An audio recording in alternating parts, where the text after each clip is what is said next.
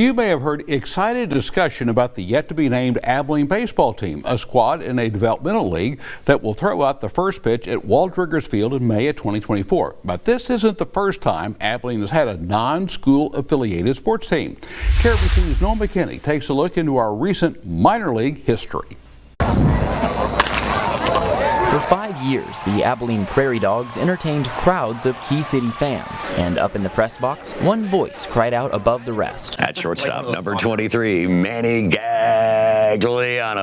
I mean, people loved it. Johnny Johnson was the voice of Abilene minor league sports, calling for the Prairie Dogs in baseball, the Rough Riders and later Bombers in football, and even in hockey with the Abilene Aviators. It didn't matter what the sport was. There were little kids, there were old people. It was a lot of fun. Johnson saying locals really seemed to enjoy the idea of an Abilene team. Oh man, the crowds were great. Everybody getting together and having a great time and cheering for one Abilene team instead of this high school or that high school. And this wasn't the first time either. The Abilene Blue Sox rousing crowds from 1946 to 1957. But as time passed, the steam began to run out. The Dogs disbanding for good in 2012, the Aviators in 2000, and the Bombers in 2013. And it really did bring a lot of joy to the city. It's a shame we couldn't keep it around longer. We're a big enough city, we could definitely support it.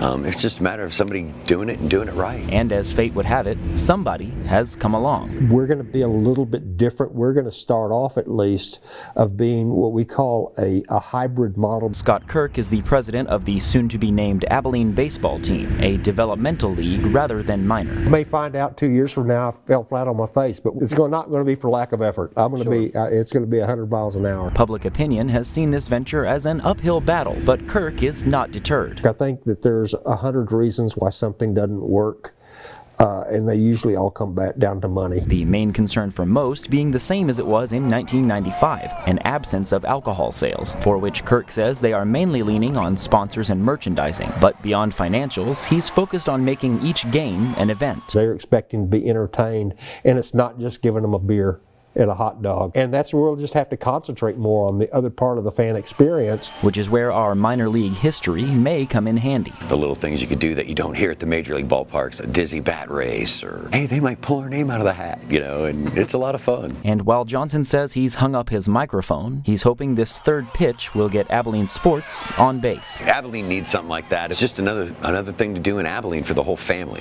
For BigCountryHomepage.com, I'm Noah McKinney.